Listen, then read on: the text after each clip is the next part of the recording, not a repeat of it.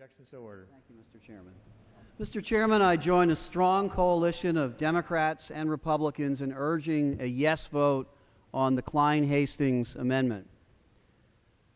I do so because I believe that every student should be guaranteed the right of knowing that he or she is going to get a high-quality education for every tuition dollar they spend, and because every taxpayer should be guaranteed that not one dime of Pell Grant or student money goes to any school under any ownership or management that does not properly spend the public's money.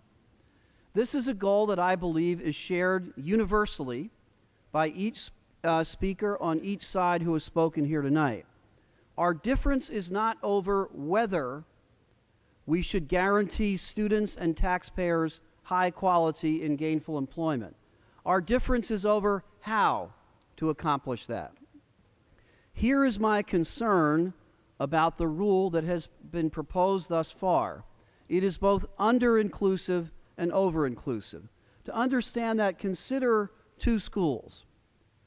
The first school successfully places 50% of its graduates in the job for which it's training people. So let's say it's a job in medical records technology, and 50% of the students from that school are placed successfully. That school has a tuition that generates a rate so that 7% of the graduate's income goes to pay back their student loan. The second school successfully places 90% of its graduates in the medical records technology field, but its tuition generates a repayment rate of 10%. So again, the first school only places half of its graduates in the job for which it's training people, and the second school places 90% of its jobs for which it's training people. Under this rule, the first school survives, and the second school is thrown out of the program. Let me say this again.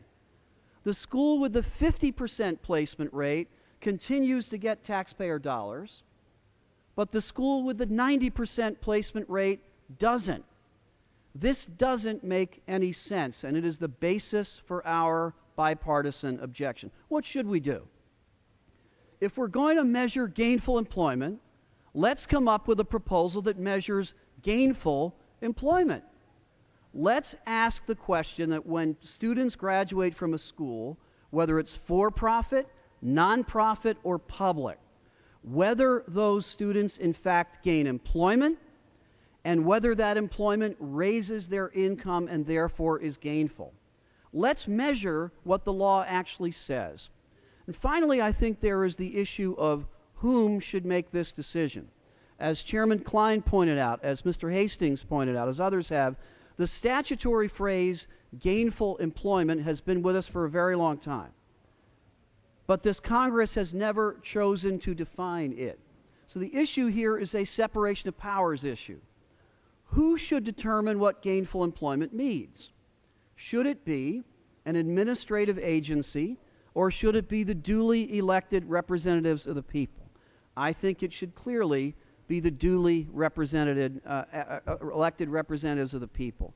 So I would urge my friends, both Democrat and Republican, to vote yes for a procedure that will correct this rule. Let us join together, Republicans and Democrats, and do a bill, work on legislation that will give us the kind of outcome that we should really have here. Now, why are we doing this? We're doing it so the person with 3 jobs gets fair treatment here. You all know her.